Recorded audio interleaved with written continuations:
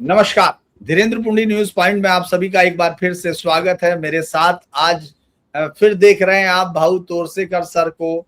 और बंगाल के चुनाव के बाद तमाम चीजें हो गई हैं। अब वहां वो लोग कोर्ट में पहुंच चुके हैं कि साहब हमें एसआईआर ने ये किया वो किया। ये सब चीजें पुरानी कहानी हो गई है, क्योंकि फैसले ले चुकी हैं, बड़े फैसले लिए जा चुके हैं। शुभेंदु सरकार ने वो तमाम फैसले ले लिए जो इस देश के इंटीग्रेशन में कोई भी सरकार लेती, सिर्फ ममता बनर्जी नहीं ले रही थी।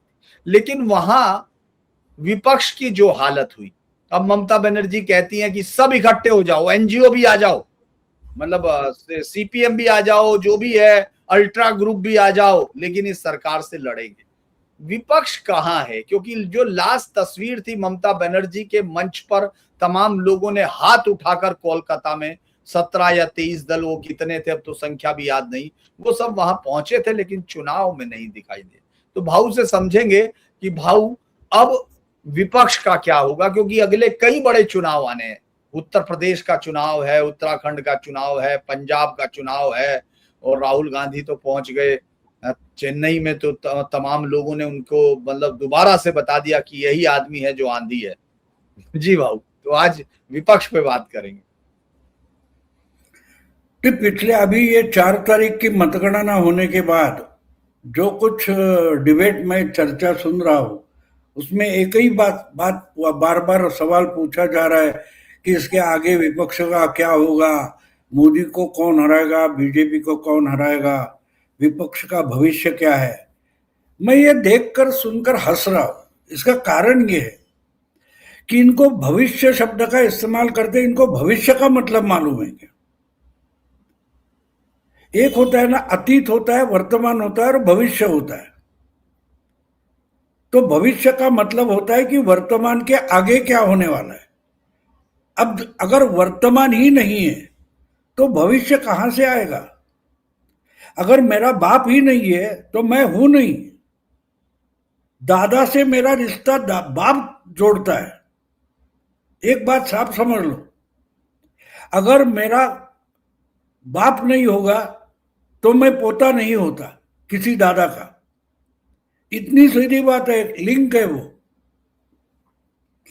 तो अतीत जो होता है, अतीत का भविष्य जो होता है वो वर्तमान बन जाता है। अगर वर्तमान ही नहीं है तो भविष्य की बात क्या कर रहे हैं, मेरी समझ में नहीं आ रही।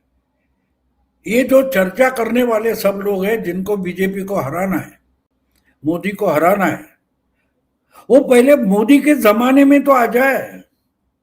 ये मोदी के जमाने में है ही नहीं। ये मोदी के पहले यानी 2000 के पहले के जमाने में लोग हैं, अतीत में है, ये भूतकाल में है। तो इनको पहले वर्तमान में आना पड़ेगा। नरेंद्र मोदी नाम का कोई गुजरात में नया मुख्यमंत्री आ गया, गुजरात में दंगे हो गए, वो 12 साल मुख्यमंत्री रहा और 12 साल के बाद वो लोकसभा के चुनाव में आ गया, प्राइम मिनिस्टर बन गया, 2 लोकसभा के चुनाव जीत गया। ये सब वर्तमान है ना। इनको पता नहीं वर्तमान क्या है, वह है कहां। अगर आज भी आप मोदी से नहीं लड़ रहे हो तो मोदी को हराओगे मतलब क्या है? आप अतीत में हो। आप वाजपेयी और अडवाणी की बीजेपी को हराने की कल्पनाएं करते बैठे हो, और सामने आपके खड़ा है अमित शाह और नरेंद्र मोदी की बीजेपी। तो कहने का मजाक नहीं कर रहा हूं, मैं समझाने की आपको ये कोशिश कर रहा हूं कि अतीत का जो भविष्य होता है वो वर्तमान होता है, और जो वर्तमान होता है वो वर्तमान में आप भविष्य की कल्पना करते हो। ये लोग सारे वर्तमान में है ही नहीं, ये अपने अपने भूतकाल में बैठे, अतीत में बैठे कि हमारा ये था, हमारा ये था, कांग्रेस ने देश में राज किया है, लेफ्ट में 36 साल उधर राज किया है, और किसी ने ये किया और किसी ने वो किया है, आरएसएस का ये इतिहास है। अरे वर्तमान में आ जाओ भाई, वर्तमान में आ जाओ, क्योंकि आपको वर्तमान नहीं, इसलिए आपका कोई भविष्य नहीं है। पहले अतीत से निकलो, और अतीत का जो भविष्य है उसका मतलब वर्तमान। तो वर्तमान में आ जाओ। और वर्तमान में क्या है, आप इतने दुबले और कमजोर हो चुके हो कि आप अपने पैरों पर खड़े भी नहीं हो सकते। अगर खड़े नहीं हो सकते तो लड़ने की बात कहां से आ गई? दूसरे किसी को हराने की बात कहां से आ गई? एक बात हम पीछे जाते हैं, मुझे लगता याद आता है 1984 में जब इंदिरा गांधी की हत्या हो गई और राजीव गांधी प्रधानमंत्री बने थे, तो राजीव गांधी ने इमीडिएटली लोकसभा डिसॉल्व करके 3-4 महीने पहले लोकसभा का मध्यावधि चुनाव किया था, जिसमें इंदिरा गांधी की हत्या के सहानुभूति के कारण कांग्रेस को उसका भरपूर फायदा मिल गया। 415 सीटें आई थी। हाँ, बीजेपी का सुपड़ा साफ हो गया। बस वास्तव में बीजेपी ने वो पहला चुनाव लड़ा था, क्योंकि बीजेपी की स्थापना 1980 में हो गई। जब जनता पार्टी टूट गई थी तो जनता पार्टी के पुराने जो जनसंघ के लोग थे उन्होंने अलग होकर भारतीय जनता पार्टी बनाई। और जब 1984 में इतनी बुरी हालत हो गई कि बीजेपी के लोकसभा में सिर्फ 2 एमपी चुनकर आए थे, एक गुजरात से आया था और दूसरा आंध्र से आया था, तब तेलंगाना आंध्र का हिस्सा हुआ करता था। तो ये भी तेलंगाना से या आंध्र से जो आया था वो एनटी रामाराव की मेहरबानी थी, बीजेपी की नहीं थी। तो असलियत में बीजेपी का एक ही एमपी आया था जो गुजरात से आया था, और पूरा अपोजिशन का सुपड़ा साफ हो गया था। आपको आज के लोग कोई सुनेंगे तो हंस पड़ेंगे। उस वक्त बीजेपी उस वक्त लोकसभा में 2 नंबर की पार्टी तेलुगु देशम हुआ करती थी, उनके 27 या 29 एमपी थे। दूसरे किसी भी जनता दल, जनता पार्टी हो या सीपीएम हो, सीपीआई हो या बाकी जो पार्टियां हैं, उनकी 2 या 4, राजीव गांधी ने तो मजाक उड़ाया था। उस वक्त एक फैमिली प्लानिंग का एक स्लोगन हुआ करती थी, 1 या 2 बच्चे होते हैं घर में अच्छे, तो ये 1 या 2 3 बज गए, ऐसा राजीव गांधी ने मजाक उड़ाया था। तो 84 के बाद जब बीजेपी ने और आरएसएस के लोगों ने तय किया कि अब आगे अपना रास्ता चुनना पड़ेगा, अपना रास्ता चुनना पड़ेगा, और इसलिए देश भर में कांग्रेस के लिए अल्टरनेटिव बनेंगे। और जनता पार्टी की जो विरासत है कांग्रेस के लिए, कांग्रेस एक बार बहुमत हार गई थी 1977 में, और जनता पार्टी बहुमत पे आई थी, लेकिन जनता पार्टी का मतलब 4 पार्टियां थी, Congress for Democracy, Jana Sangh, Socialist Party और कौन था, हाँ, भारतीय क्रांति दल, बीकेडी। हाँ, बीकेडी। तो ये 4 मिलकर एक पार्टी बनी थी, जो एक्चुअली चुनाव के बाद बनी। सबने बीकेडी के चुनाव चिन्ह पर चुनाव लड़ा था जी। तो बाद में वो अंदर उन्हें झगड़े हो गए, बीजेपी में जनसंघ था वो अलग हो गया, वो जनता पार्टी बीजेपी बनी, भारतीय जनता पार्टी। तो उन्होंने तय किया था इससे हमको निकलना पड़ेगा, हमको ऑल इंडिया पार्टी बननी पड़ेगी, हमको कांग्रेस को अल्टरनेटिव बनकर खड़ा रहना पड़ेगा। और इससे जो पार्टी बनी जो आज हम देख रहे हैं, और 96 में फिर यानी 84 के बाद 12 साल में बीजेपी लोकसभा में 1 नंबर की पार्टी बनी, कांग्रेस भी उससे पिछड़ गई। तो उनका टारगेट कहां था देखो, 84 में सिर्फ 1 या 2 कांग्रेस बीजेपी के एमपी थे, वहां से 12 साल में उन्होंने इतना काम किया कांग्रेस को संघर्ष करते हुए कि वो लोकसभा में 1 नंबर की पार्टी बन गई। बहुमत नहीं था, लेकिन कुछ 140, 146 वगैरह 162 ऐसी कोई सीटें थी, लेकिन वो 1 नंबर की पार्टी बनी। वाजपेयी 13 दिन के लिए प्रधानमंत्री बने थे। 98 में वो 182 तक 186 तक पहुंच गए। तो वो वर्तमान में जीते हैं, और उनको हराने का सपना जो देख रहे हैं वो अतीत में जीते, वो वर्तमान में है ही नहीं। और इसलिए मैं मानता हूं कि इनका कोई भविष्य नहीं है। भविष्य के लिए इनको पहले अतीत से निकलकर वर्तमान में आना पड़ेगा। अब मैं समझो आपको और आसान करने के लिए बोलूंगा कि मैं अगर पत्रिका वगैरह लेकर किसी ज्योतिषविद के पास जाऊंगा, मेरे दादा का ज्योतिष क्या होता है, कुंडली होती है, हाँ, जन्म कुंडली, जन्म कुंडली, और बोलूंगा इनका भविष्य बोलो, वो क्या बोलेगा, वो तो मर चुके हैं। जो मर चुका है उसका कोई भविष्य नहीं होता। आज मुझे भविष्य है क्योंकि मैं जिंदा हूं, मेरी बेटी का भविष्य, मेरा नातिन का भविष्य क्योंकि वो वर्तमान में है। जो पार्टियां मेंटली और व्यवहारतः अतीत में अटके हैं या मर चुके हैं, उनका कोई भविष्य नहीं होता। और वही बंगाल में जो हार हुई है, वो मरी हुई पार्टी ही फिर मरी डिक्लेयर करेगी, वो पार्टी थी ही नहीं। अब जो खबरें सामने आ रही है वो कोई नई खबरें नहीं है, पुरानी खबरें, कि तृणमूल कांग्रेस जो ममता दीदी की पार्टी हार गई है, वो कोई कार्यकर्ता नेता चलाते ही नहीं थे, वो आईपैक नाम की कंपनी चला रही थी। तो क्या वो पॉलिटिकल पार्टी थी? दिखाने के लिए पॉलिटिकल पार्टी थी, लेकिन असलियत में वो पॉलिटिक्स नहीं करते थे, वो मार्केटिंग करते थे। इसका मतलब आपको समझाता हूं आसान तरीके से। अगर अमिताभ बच्चन हो, शाहरुख खान हो, या और कोई रणवीर सिंह हो वगैरह, वो जब किसी प्रोडक्ट का एडवर्टाइज करते, इश्तेहार करते, तो उसका मतलब रणवीर सिंह बेचने को नहीं रखा है। रणवीर सिंह हाथ में कोई बोतल दिखाता है, साबुन दिखाता है, साबुन बेचना है, और साबुन की तरफ नजर जाए इसलिए अमिताभ बच्चन, शाहरुख या रणवीर सिंह को लाया जाता है। तो इसी ढंग से अगर आप पार्टियां कंपनी जैसे चलाओगे तो उसको पॉलिटिकल सक्सेस तो मिलने से रहा, उसका कोई भविष्य नहीं हो सकता। उसके लिए मेहनत करनी पड़ेगी, पार्टियां, संगठन बनाना पड़ेगा, नीति बनानी पड़ेगी, प्रोग्राम बनाने पड़ेंगे।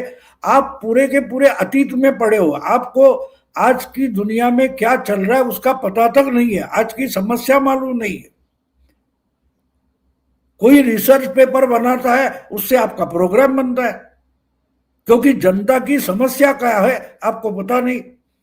कोई थिंक टैंक हो, कोई रिसर्च पेपर हो, कोई यूनिवर्सिटी में बैठा प्रोफेसर हो, वो तय करता है कि भाई बेरोजगारी इतने परसेंट हो गई, महंगाई इतने परसेंट हो गई, ये आंकड़े लेकर ये मीडिया में बैठना शुरू कर देंगे।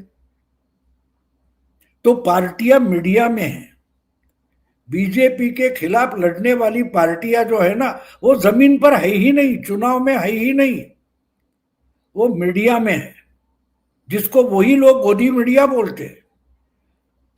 तो अगर पहले आपको लड़ना है तो अपने पैरों पर खड़ा होना पड़ेगा, और अपने पैरों पर खड़ा होना है तो गोदी मीडिया की गोदी में बैठे हो, वो निकलो, जमीन पर उतर जाओ। आप मुझे बोलो समाजवादी पार्टी है या तृणमूल कांग्रेस या कांग्रेस, जो कोई पार्टियां है, वो कहाँ है? मीडिया में है। हर शाम को हम उनको मिलते हैं। हर हर पार्टी में कम से कम 100-200 प्रवक्ता हुआ करते, वो हर दिन बाइट देते रहते, अलग अलग चैनल को बाइट देते रहते। बस वही पार्टी है। कार्यकर्ताओं में पार्टी कहाँ है? अभी अभी अभी जो खबरें आ रही है, बारीकी से देखो, समझो। बंगाल में बहुत सारी फॉरवर्ड ब्लॉक लेफ्ट फ्रंट की एक पार्टी, हाँ जी, Revolutionary Socialist Party, RS, Communist Party of India, Communist Party of India, Marxist, ये 4 लेफ्ट फ्रंट की पार्टियां है। उन पार्टियों के कार्यालय जो तहसील में, जिला में, शहरों में, वो तृणमूल कांग्रेस के गुंडों ने कब्जा कर ली थी। अब वो ऑफिस उनको वापस बीजेपी लौटा रही है। तो ये पार्टियां बंगाल में थी कहां, मुझे बोलो। अगर आपकी पार्टी आपका कार्यालय तक संभाल नहीं सक रही है, कोई कब्जा करके बैठ गया, तो पार्टी थी कहां? मीडिया में थी, मीडिया में थी। प्रकाश करात बोलते इसका मतलब सीपीएम है। ये जो बात हो गई है ना, तो इनको पहले अतीत से निकलकर वर्तमान में आना पड़ेगा कि 34 साल हमने बंगाल में राज किया है लेफ्ट फ्रंट ने, इससे आज तुम हो नहीं हो। आज कुछ एक या दो भी उनके पार्टी के लेफ्ट फ्रंट के कोई चुनकर आए पता नहीं, तो वो एक आया, तो बात समझ लो। तो इससे आपको पता चलता है कि चर्चा भी कैसी चल रही है। देखो, अपोजिशन विपक्ष का कोई भविष्य है? अरे तुम्हारा वर्तमान ही नहीं है, तुम भविष्य की बात क्या कर रहे हो? हाँ, अब मेरी नातिन जो है 6 साल की है, उसका पोता या उसकी नातिन के बारे में मैं बोल सकता हूं? नहीं ना, उसका बच्चा भी अभी वर्तमान में नहीं है।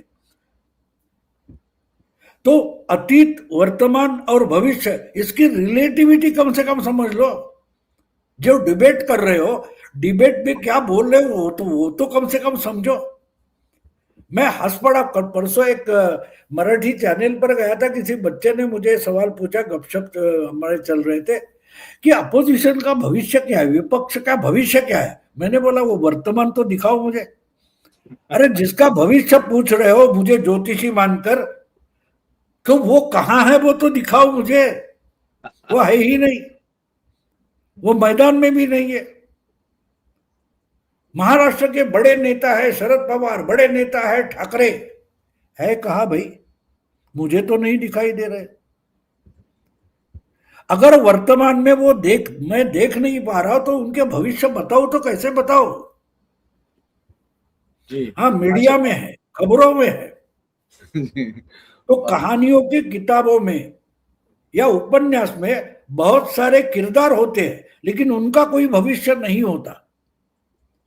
ये सब आज मोदी को या बीजेपी को हराने पर तुली हुई पार्टियां है ना, वो एक परिकथा बन गई है। ये अपनी अतीत की कहानियां बताते हैं, उसी ढंग से हम उपन्यास पढ़ते वैसा सुनते हैं या पढ़ते कि सीपीएम 34 साल बंगाल में सत्ता में रहा, उसके पहले 25 साल कांग्रेस की सत्ता थी। ये कहानी है, ये वर्तमान नहीं है। अगर वर्तमान नहीं है तो भविष्य नहीं है। इनको अतीत से निकलकर, परिकथा से निकलकर वर्तमान में आना पड़ेगा, तब जाके उनका कोई भविष्य होगा। जी भाऊ, एक बात और चल रही है भाऊ, अगर हम लोग देखते हैं कि राहुल गांधी जो है पहुंचे तमिलनाडु में और उन्होंने 5 अपने विधायकों के साथ 108 वाली पार्टी की सरकार बना दी, जिस पार्टी के 108 विधायक हैं। और उसके बाद दिल्ली में जो हमारे यहाँ एक कहावत है कि नटनी कूदे नोनो बांस, यानी नोनो बांस कूदता है, उछल उछल के बता रहा है कि साहब देखिए, कांग्रेस अकेली पार्टी है जो युद्ध कर रही है, कांग्रेस अकेली पार्टी है जो मोदी को रोक सकती है। फिर प्रधानमंत्री मोदी ने इस देश को कुछ मेजर लेने के लिए कहा जो संकट के वक्त थे, कि भाई ठीक है, हर जगह हर दुनिया में हर देश ने किया, ये कोई हमारा देश नहीं। और हमारे देश ने 95 देशों में पेट्रोल बढ़ गया, जो पैदा करने वाले देश है पेट्रोल उनके यहाँ बढ़ गया, लेकिन हमारे यहाँ ना बढ़ा ना कुछ। तो वो तुरंत शुरू हो गए कि ये इनकी गलती से 12 साल बाद ये जो है हमको समय देखना पड़ रहा। तो ये सब चीजें है क्या? फिर इनका टेकर्स बायर कौन है? क्योंकि वो आज तक मैं देख रहा हूं कि केरल में मुख्यमंत्री नहीं बन पाए, जीत गए, अच्छे से जीत गए, लेकिन मुख्यमंत्री नहीं ढूंढ पा रहे। तो ये राहुल गांधी का जो क्लाउड दिल्ली में क्रिएट किया जाता है और जो सड़क पर है कि 5 विधायक हैं और इन्होंने सरकार बना दी तमिलनाडु में, इन सब का कारण क्या है? वही तो बोल रहा हूं ना, मीडिया में है, उपन्यास में है, कहानियों की किताबों में कांग्रेस है, लेकिन चुनाव हो या सरकार बनाना हो वो वास्तव में होना पड़ता है, वर्तमान में होना पड़ता है। ये सब आपको बता रहे वो कहानियां हैं, वर्तमान नहीं है, वास्तविकता नहीं है। तो राहुल गांधी कुछ भी, कल ये लोग बोलेंगे कि एक्चुअली ये विश्व वगैरह ब्रह्मांड बनाने की आइडिया तो पंडित जवाहरलाल नेहरू की थी, ये ब्रह्मा ने बिन पूछे बना लिया, वरना नेहरू ही बनाते। ये भी हमें हिस्ट्री करके पढ़ाया जा सकता है। ब्रह्मांड बनाने की आइडिया पंडित जवाहरलाल नेहरू की थी और उन्होंने गांधी जी के इशारे पर बड़ी तपस्या की और उन्होंने तय किया था कि इस मुहूर्त पर जैसे सरकार बनाते हैं मैं ब्रह्मांड बना लूंगा। लेकिन बीच में घुस गया ब्रह्मा और उसने ही ब्रह्मांड बना दिया, वरना नेहरू के नाम पर ही ब्रह्मांड होता। जैसे नेहरू ने डिस्कवरी ऑफ इंडिया ढूंढ निकाला है, भारत ढूंढ निकाला है। भारत क्या था दुनिया किसी को पता नहीं था, नेहरू ने एक किताब लिखी, उसके बाद इंडिया प्रकट हो गया। यह हमें जो बताया जाता है, मैं कल वही दिमाग में सोच चल रही थी मेरी कि आइडिया ऑफ इंडिया का क्या हो गया। आजकल कोई बोल नहीं रहा है आइडिया ऑफ इंडिया। याद है आपको, पिछले 10-15 सालों में बार बार ये पूछा गया कि मोदी जी जिस ढंग से सरकार चला रहे, ये कर रहे, वो कर रहे, तो आगे चलकर आइडिया ऑफ इंडिया का क्या होगा, इंडिया का क्या होगा, उसका कोई उसकी किसी को परवाह नहीं है। आइडिया ऑफ इंडिया, सच का भारत जो है, सच का जो इंडिया है, उसके बारे में किसी को चिंता नहीं है। नेहरू के कल्पना में जो इंडिया है उसकी चिंता इनको लगी है, तो आपको समझेगा मैं क्या बोल रहा हूं। ये वास्तविकता में नहीं है, ये कल्पना में जीते, कल्पना में सांस लेते, कल्पना में कांग्रेस बीजेपी को हराती है, कल्पना में मोदी को राहुल गांधी हराते हैं, वो चलता रहता है। वो कल्पना से बाहर आने को डरते हैं। आपको एक मालूम होगा कि जो तोता पालतू होता है उसको पिंजड़े में रखते हैं, तो वो अगर बाहर निकले या उसको आप बाहर निकालो तो जल्द से जल्द वो पिंजड़े में जाना चाहता है, वो डरता है वास्तविकता से। अगर बाहर निकलूं तो उड़ना पड़ेगा, वो उड़ना भूल चुका होता है, और इसलिए उसको पिंजरा जो होता है, वो पिंजरा उसको एक कंफर्ट जोन लगता है, वहां से बाहर निकलने को वो डरता है। ये वास्तविकता मैं बोल रहा हूं। तो ये सारे जो लोग हैं जो विमर्श दे रहे हैं, डिबेट कर रहे हैं, चर्चा कर रहे हैं, आकलन दे रहे हैं, एनालिसिस कर रहे हैं, वो ऐसे पिंजड़े के तोते बन गए। उनको वास्तविकता डराती है, वास्तविकता डराती है, और इसलिए वर्तमान में आएंगे तो वास्तविकता को फेस करनी पड़ेगी, असली प्रॉब्लम सामने आ जाएंगे, वो सॉल्व करने पड़ेंगे। उसका डर है, उससे तो अच्छा है पिंजड़े में बैठे कल्पना के विश्व में, बड़े आसमान पर ईगल से भी ऊंचे उड़कर उड़ सकते हैं, क्योंकि उड़ना तो है नहीं। तो कल्पना के पिंजड़े में फंसे हुए तोते ये लोग हैं, और वो पिंजड़ा जो है वो अतीत का पिंजड़ा है, उससे बाहर नहीं निकल पा रहे। इनका कोई भविष्य नहीं है। हाँ, कोई, मैं मानता हूं कि मोदी या बीजेपी कोई अजरामर नहीं है, कोई अमर पट्टे लाकर लेकर नहीं आए, इनको भी जाना पड़ेगा, लेकिन उनको हटाने वाला दूसरा कोई आना पड़ेगा। जैसे बीजेपी ने, कांग्रेस हार नहीं रही थी तो कांग्रेस को हराने वाला एक अल्टरनेटिव बनाया, पेश किया, जनता ने वो स्वीकारा। तो जनता जिसका स्वीकार करे, मतदाता जिसका स्वीकार करे, ऐसा कोई अल्टरनेटिव, कोई अपोजिशन पार्टी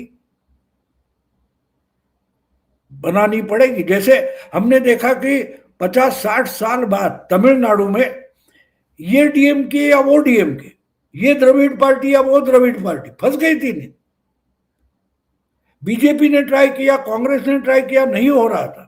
अचानक एक विजय नाम का कोई एक्टर खड़ा होता है, एक पार्टी बनाता है, लोग उसको स्वीकार करते। तो वही लोगों ने बीजेपी या कांग्रेस को स्वीकार क्यों नहीं किया? डीएमके हटाने के लिए, द्रविड़ पॉलिटिक्स हटाने के लिए उन्हीं मतदाता ने, आज तक बीजेपी ने ट्राई किया, पिछला चुनाव बीजेपी अकेले ताकत पर लड़ी थी, क्यों नहीं किया? तो वो जिस ढंग से लड़ना चाहिए था, बीजेपी द्रविड़ पॉलिटिक्स नहीं समझ पाई है, तो लोगों ने उसको नहीं स्वीकारा। लेकिन विजय जो है, थलपति विजय, वो समझ पाता है, उनकी मानसिकता समझ पाता है, तो उन्होंने दोनों द्रविड़ पार्टियों को हराकर मुख्यमंत्री होकर दिखाया। तो वैसे ही आज की जो बीजेपी ऑल इंडिया है, उसको हराने के लिए कोई नए आउटसाइडर को आना पड़ेगा, जो आज हमारे नजरों के सामने नहीं है, लेकिन होगा, आएगा। अगर बीजेपी ढंग से और जनता को सुखी और एटलीस्ट हैप्पी रखकर कारोबार नहीं चलाती तो बीजेपी को हराने वाला कोई ना कोई तो आएगा। ये कोई बड़ी बात नहीं। ना मोदी अमर है, ना शाह अमर है, ना बीजेपी अजरामर है। वास्तविकता बदलती रहती है, वर्तमान बदलता रहता है। आज का वर्तमान कल का अतीत होता है और कल का जो भविष्य है वो कल के लिए, आज का भविष्य है वो कल का वर्तमान बन जाता है। तो जिनको बीजेपी को पिछाड़ना है, हराना है, उनको सबसे पहले वर्तमान में आना पड़ेगा, और ये वर्तमान में आने से डरते हैं। तो जब तक ये डरते हैं, अल्टरनेटिव खड़ा नहीं हो जाता है, तब तक बीजेपी कंफर्टेबल है, बीजेपी सत्ता में रहेगी। मैं मानता हूं कि अगले 25-30 साल बीजेपी को कोई हरा नहीं सकता, और हराया तो भी बीजेपी के इर्द गिर्द देश की पॉलिटिक्स घूमती रहेगी। ये बात साफ है। इतना भविष्य में बोल सकता हूं कि अगले 25-30 साल, जैसे आजादी के बाद कम से कम 4 दशक या 5 दशक कांग्रेस के इर्द गिर्द देश की राजनीति घूमती रही, वैसे ही अगले 25-30 साल बीजेपी के इर्द गिर्द देश की राजनीति घूमती रहेगी, जब तक उसको अल्टरनेटिव नहीं होता और उसको हटाने की हिम्मत, इच्छा, ताकत आज जो पार्टियां हमारे सामने है, इसमें किसी के पास नहीं है। एक आखिरी सवाल के तौर पे भाऊ मैं ये पूछूंगा कि क्या हम इसलिए आपके इसको मैं इस तरफ भी देख के समझ रहा हूं, क्योंकि अगर हम देखें आज की डेट में जो सारी पार्टियां हैं, चाहे हमने टीएमसी देखी हो, चाहे हम कांग्रेस देख रहे हैं, चाहे हम समाजवादी पार्टी देख रहे हैं, हम बंगाल से ही ले रहे हैं सब, इसका विषय वस्तु भी, किसी के भी एजेंडे में हिंदू नहीं था।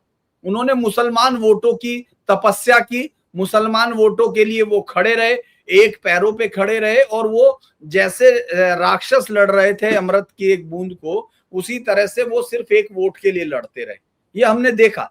और ये सब, तो क्या हम ये कहें कि ये राजनीति का एक बड़ा कारण ये भी है कि बीजेपी को चूंकि जो हिंदू कंसोलिडेशन है उसके लिए हिंदुओं की बात करने वाला अभी विपक्ष में कोई तैयार नहीं हो रहा है।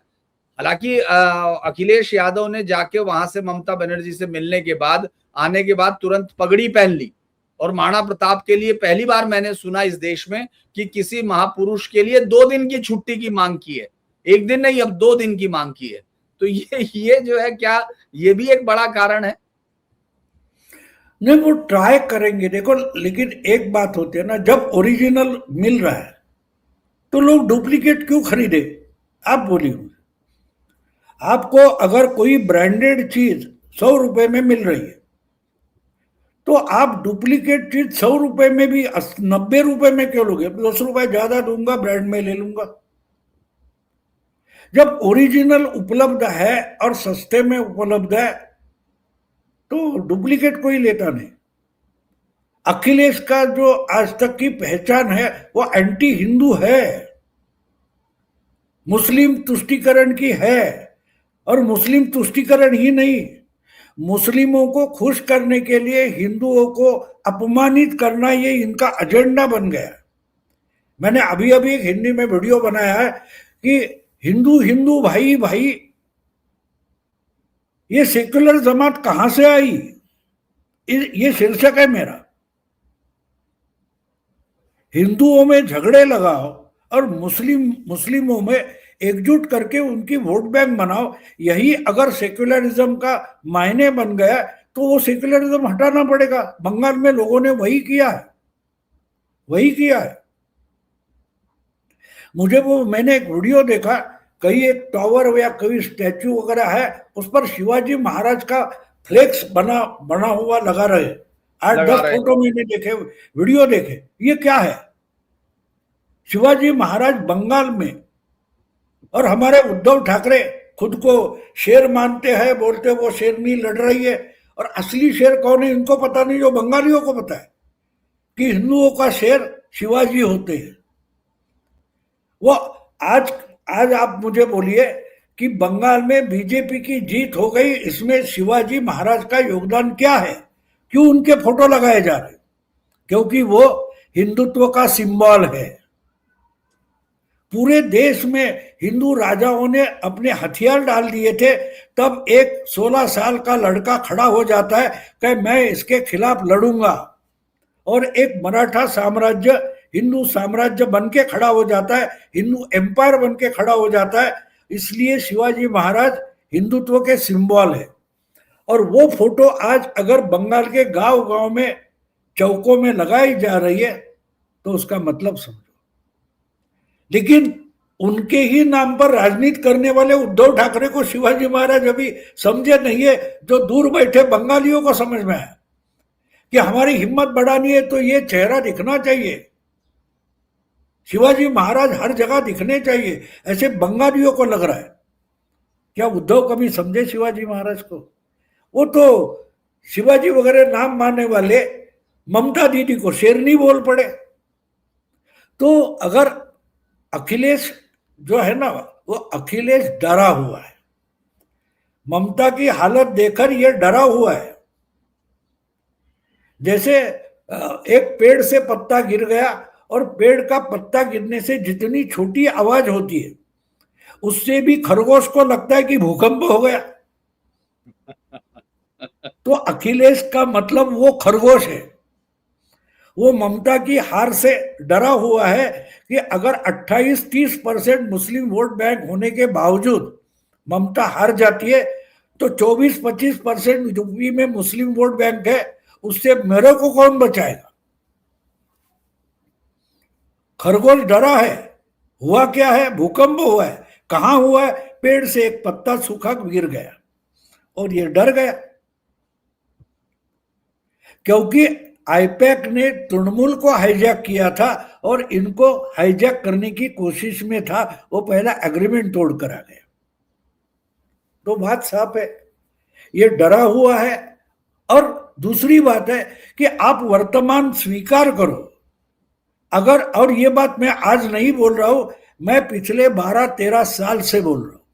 जब मोदी जी प्रधानमंत्री की रेस में आ गए थे तब मैंने बोला था कि मोदी जी ने गुजरात के 2012 के चुनाव में, विधानसभा के चुनाव में, उस मौलाना की टोपी उसको वापस देकर 1 सेकंड में हिंदू वोट बैंक बनाई है। वो शायद 10% की होगी, लेकिन इस देश में बहुत सारे हिंदू ऐसे थे जिनको गुस्सा आता था कि शरद पवार या मुलायम सिंह या लालू प्रसाद या और कोई वो जालीदार टोपी लगाकर इफ्तार पार्टी करता है। वो देखकर गुस्सा आने वाला जो करोड़ों हिंदू था, उसकी एक दिन में मोदी ने वोट बैंक बना दी 2012 में। आज हम 2026 में है और आप नहीं मान रहे हो कि हिंदू वोट बैंक बन सकती है। आप अभी भी वो डिफंक्ट दिवालिया बन गई मुस्लिम वोट बैंक पर टिके हुए हो तो रहो, कोई बात नहीं। डर कर रहना पड़ेगा, डर कर रहना पड़ेगा। चलो जी भाऊ, धन्यवाद भाऊ, आप जुड़े उसके लिए बहुत बहुत धन्यवाद। और तमाम दर्शकों को एक नए पहलू से अवगत कराया कि जिनका कोई वर्तमान ही नहीं उनका भविष्य कैसे होगा। तो मुझे लगता है दर्शकों को ये चर्चा बहुत पसंद आई होगी। लाइक करें, सब्सक्राइब करें, शेयर करें। और प्रतिवाद पर अभी भाऊ ने बताया है तो वो भी देखेंगे, मैं तो देखूंगा ही जाकर। तमाम लोग तो सबसे आपसे अनुरोध है कि लाइक करें, शेयर करें, सब्सक्राइब करें। भाऊ आप जुड़े उसके लिए बहुत बहुत धन्यवाद। और नमस्कार।